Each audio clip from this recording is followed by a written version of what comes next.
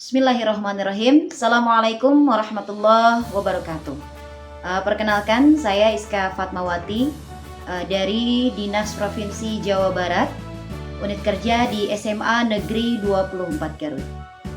Mungkin untuk kesempatan pada kali ini, masalah pembelajaran yang akan saya kedepankan adalah terkait dengan masalah yang ada di dalam kelas, yakni masalah pengelolaan kelas dan cara mengatasinya. Ada banyak hal daripada pengelolaan kelas, masalah-masalah yang terjadi dalam pengelolaan kelas.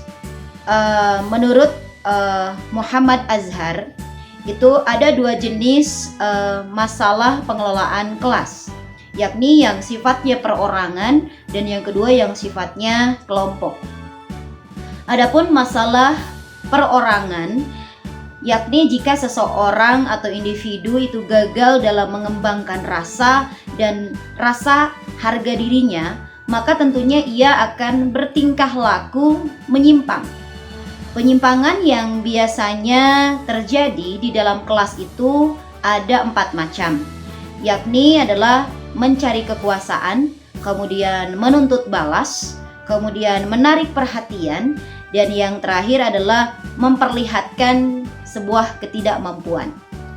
Baik, untuk teknik sederhana untuk mengenali adanya masalah-masalah perorangan adalah salah satunya sebagai berikut. Untuk yang pertama adalah ketika seorang guru itu merasa terganggu atau bosan gitu ya dengan tingkah laku seorang siswa, berarti pertanda tersebut bahwa siswa tersebut mengalami masalah, yaitu mencari perhatian.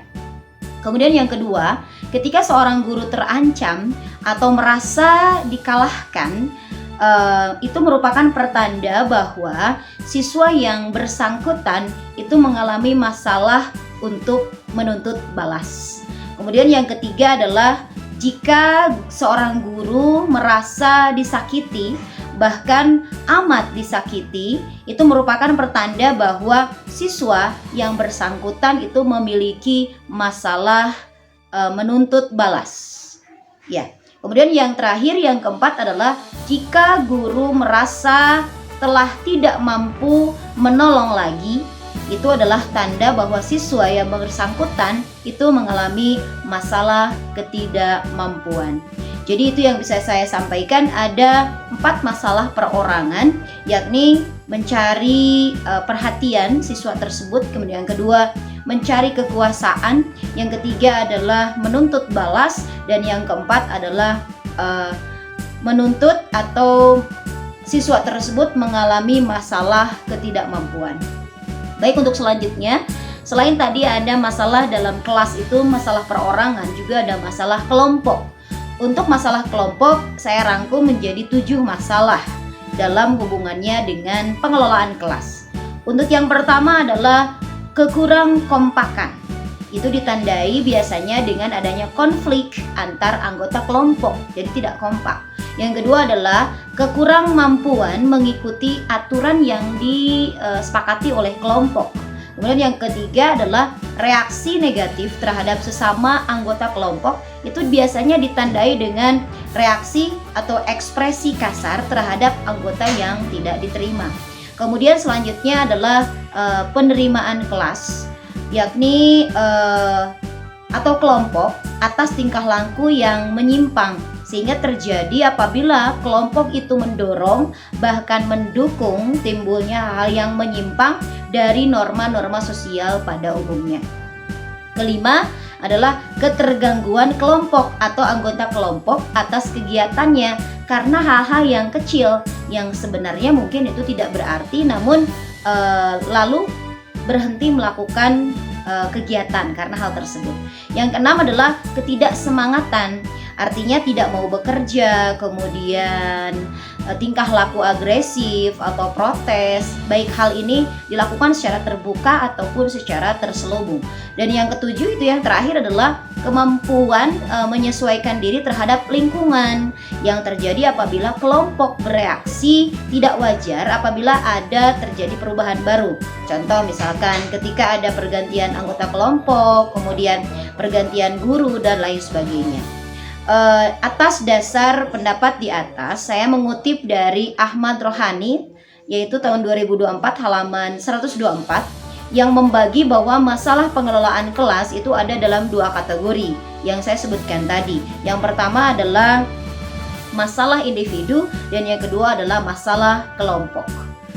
Kemudian saya ambil juga menurut pendapat Rudolf Daycourse dan juga Percastle yang membedakan bahwa ada 4 kelompok masalah yang dialami pengelolaan kelas individuan yang didasarkan asumsi bahwa semua tingkah laku individu itu merupakan upaya pencapaian tujuan pemenuhan keputusan untuk diterima dari kelompok tersebut dan kebutuhan untuk mencapai harga diri.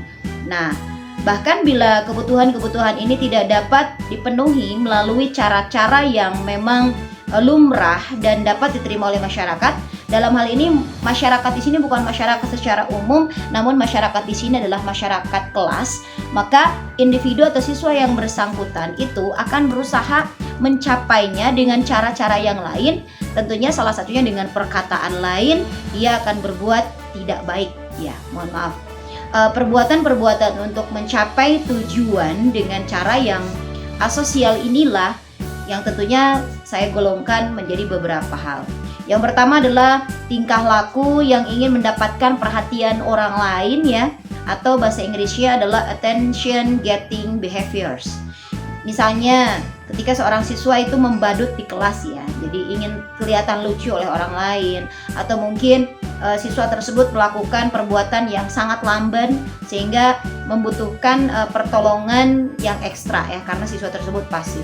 Kemudian yang kedua adalah tingkah laku yang ingin menunjukkan kekuatan gitu ya, power seeking behaviors. Misalkan ketika seorang siswa tersebut selalu mendebat gitu ya, dan senantiasa kehilangan kendali, emosional, marah-marah, menangis itu kalau terlalu aktif ya, atau bahkan sering lupa terhadap aturan-aturan yang memang ada di kelas tersebut ya. Kemudian selanjutnya yang ketiga adalah tingkah laku siswa yang bertujuan menyakiti orang lain atau revenge seeking behaviors. Misalnya contohnya ya, siswa tersebut menyakiti orang lain seperti mengata-ngatai, kemudian memukul, kemudian dan lain sebagainya. Dan biasanya ini bentuknya dalam bentuk aktif atau juga bisa dalam bentuk pasif ya. Kemudian yang keempat adalah peragaan ketidakmampuan, yaitu dalam bentuk sama sekali menolak ya untuk mencoba melakukan apapun. Karena memang yakin bahwa hanya kegagalanlah yang menjadi bagiannya, seperti itu ya. Kemudian saya juga mengambil dari Louis V. Johnson dan Mary Abeni yang mengemukakan bahwa ada 6 kategori masalah kelompok ya. Yang tadi saya sebutkan adalah tentang masalah individu, dan sekarang saya sebutkan tentang masalah kelompok dalam pengelolaan kelas ya. Masalah yang dimaksud itu yang pertama adalah kelas kurang kohesif. Maksudnya seperti ini. Contoh perbedaan jenis kelamin, kemudian suku dan tingkatan sosial ekonomi dan lain sebagainya, ini yang menjadi salah satu penyebab kurangnya kerjasama karena hal seperti ini. Yang kedua adalah kelas mereaksi negatif terhadap salah seorang anggotanya. Contohnya misalkan mengejek anggota kelas dalam pengajaran. Contohlah misalkan kalau dalam kesenian ada suara yang sumbang itu diejek dan lain sebagainya. Kemudian yang ketiga adalah membesarkan hati anggota kelas yang justru melanggar ya norma kelompok.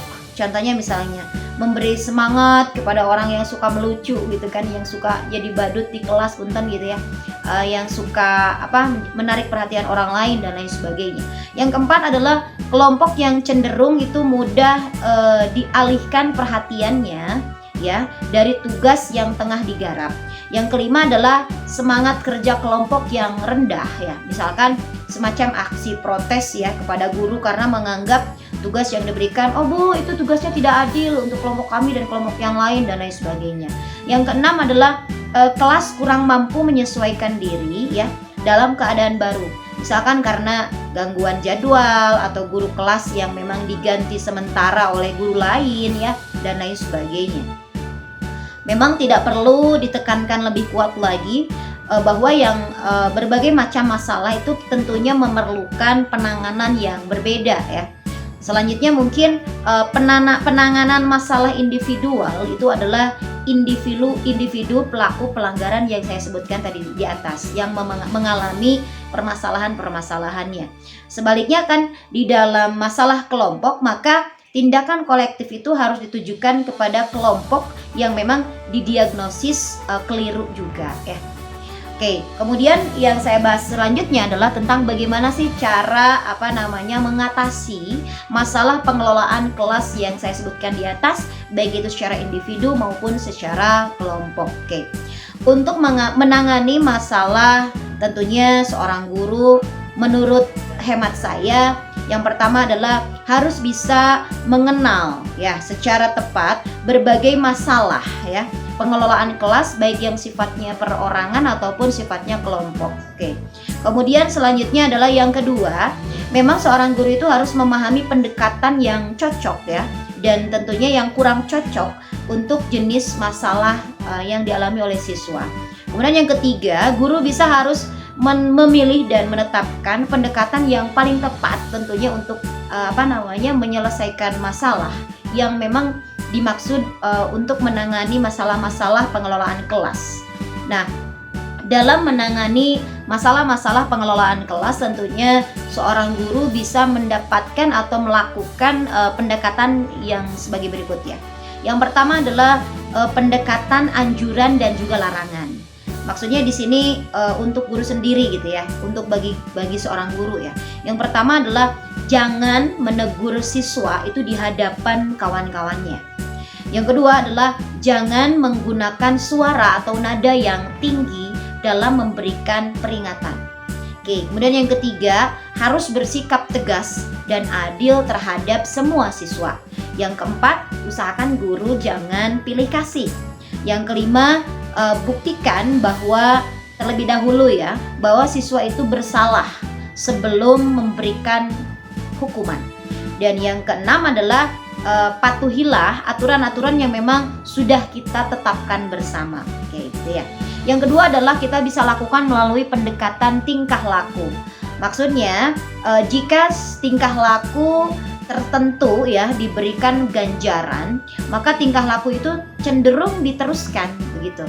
Ya, tingkah laku yang memang diperkuat itu adalah yang positif dengan ganjaran agar perbuatan itu diteruskan.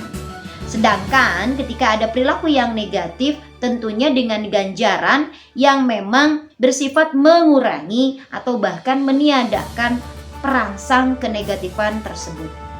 Oke, pendekatan yang ketiga itu bisa dilakukan dengan pendekatan iklim sosio-emosional. Artinya bahwa pendekatan ini dibangun atas dasar pandangan bahwa pengelolaan kelas yang efektif merupakan fungsi hubungan baik antara guru dan seorang siswa, kemudian siswa dengan siswa. Hubungan guru dengan seorang siswa itu terutama sekali memang dipengaruhi oleh banyak faktor ya. Salah satunya adalah yang pertama adalah keterbukaan, yakni sikap yang tidak berpura-pura ya. Kemudian yang kedua adalah penerimaan dan kepercayaan seorang guru terhadap siswa. Dan yang ketiga adalah simpati guru, kepedulian guru terhadap seorang siswa atau siswa-siswanya ya. Kemudian yang keempat, pendekatan yang bisa dilakukan oleh seorang guru adalah pendekatan proses kelompok. Di mana pendekatan ini, peranan seorang guru itu adalah tentunya mengembangkan kemudian mempertahankan keeratan hubungan antar siswa. Ya, semangat, produktivitas, berorientasi pada tujuan, kemudian tujuan kelompok ya. Bahkan bila guru itu menangani tingkah laku yang memang menyimpang ya, gitu ya. Melalui pendekatan ini tujuannya adalah tentunya untuk membantu kelompok agar kelompok tersebut bisa bertanggung jawab atas perbuatan anggota-anggotanya. Kemudian ada juga pendekatan yang terkadang sering digunakan yang sebenarnya merupakan pendekatan yang memang dianggap tidak tepat untuk menangani masalah yang timbul di dalam kelas. Adapun menurut saya tindakan-tindakan yang kurang tepat, yang pertama adalah menghukum dan mengancam. Ya, menghukum atau bahkan menghukum dengan kekerasan atau menghukum dengan pengusiran, menurut saya itu kurang tepat ya. Yang kedua adalah memaksakan berlakunya larangan-larangan, kemudian menghardik siswa, mencemooh siswa, menghukum seorang siswa sebagai contoh bagi siswa yang lain, itu merupakan hal yang kurang tepat menurut saya. Kemudian memaksa tuntutan-tuntutan kepada siswa gitu ya. Kemudian yang kedua, menurut saya kurang tepat yang dilakukan oleh seorang guru adalah tindakan pengalihan atau sikap masa bodoh ya. Seperti misalkan meremehkan suatu kejadian atau tidak berbuat apa-apa sama sekali yang terjadi pada siswa, menukar anggota kelompok dengan mengganti atau mengeluarkan anggota kelompok tertentu, mengalihkan tanggung jawab kelompok kepada perorangan, menukar kegiatan yang memang seharusnya dilakukan oleh siswa, kemudian untuk menghindari tingkah laku negatif yang dilakukan oleh siswa ya. Kemudian yang ketiga adalah penguasaan atau penekanan ya. Memerintah, bahkan memarahi, mengumpat, itu tidak boleh dilakukan oleh seorang guru. Yang kedua adalah memakai pengaruh orang lain yang berkuasa, misalnya orang tua, kepala sekolah ya. Yang ketiga, menyatakan ketidaksetujuan dengan kata-kata yang tidak wajar terhadap siswa gitu ya. Melakukan tindakan kekerasan sebagai pelaksanaan ancaman yang telah diberikan oleh guru gitu ya. Menggunakan hadiah kepada yang patuh sebagai perbandingan bagi yang melanggar, seperti itu ya. Kemudian mendelegasikan wewenang kepada siswa untuk memaksakan penguasaan kelas gitu ya. Itu menurut saya hal yang memang kurang tepat ya. Kemudian pendapat selanjutnya adalah dimensi pencegahan ya bagi seorang guru dalam mengatur lingkungan belajar, tentunya untuk baik itu peralatan, lingkungan sosial emosional, itu bisa dilakukan dengan cara yang pertama adalah kondisi dan situasi belajar mengajar ya. Kondisi fisik seperti halnya ruangan tempat berlangsungnya proses mengajar, kemudian pengaturan tempat duduk ya, salah satu solusinya ventilasi, pengaturan cahaya, pengaturan penyimpan barang-barang dan lain sebagainya. Yang kedua adalah kondisi sosio-emosional, itu yakni tipe kepemimpinan seorang guru ya, kemudian suara guru, pembinaan ya guru. Kemudian ada kondisi organisasi sosial gitu ya, yaitu pergantian pelajaran, kemudian guru berhalangan hadir, masalah antar peserta didik, upacara dan lain sebagainya. Kemudian juga bisa lebih menekankan pada disiplin dan tata tertib, seperti memahami disiplin, sumber pelanggaran disiplin, penanggulangan pelanggaran disiplin ya, kemudian tata tertib dan lain sebagainya. Mungkin itu saja yang bisa saya sampaikan terkait dengan masalah pengelolaan kelas. Jadi disimpulkan ada dua masalah pengelolaan kelas, dan mudah-mudahan kita sebagai guru bisa menjadi guru yang bisa menangani masalah-masalah siswa, baik masalah secara individu maupun masalah secara perorangan. Itu saja yang bisa saya sampaikan. Mohon maaf apabila ada kekurangan. Terima kasih atas perhatiannya. Semoga bermanfaat. Wallahul muwaffiq ila aqwamit thoriq. Assalamualaikum warahmatullahi wabarakatuh.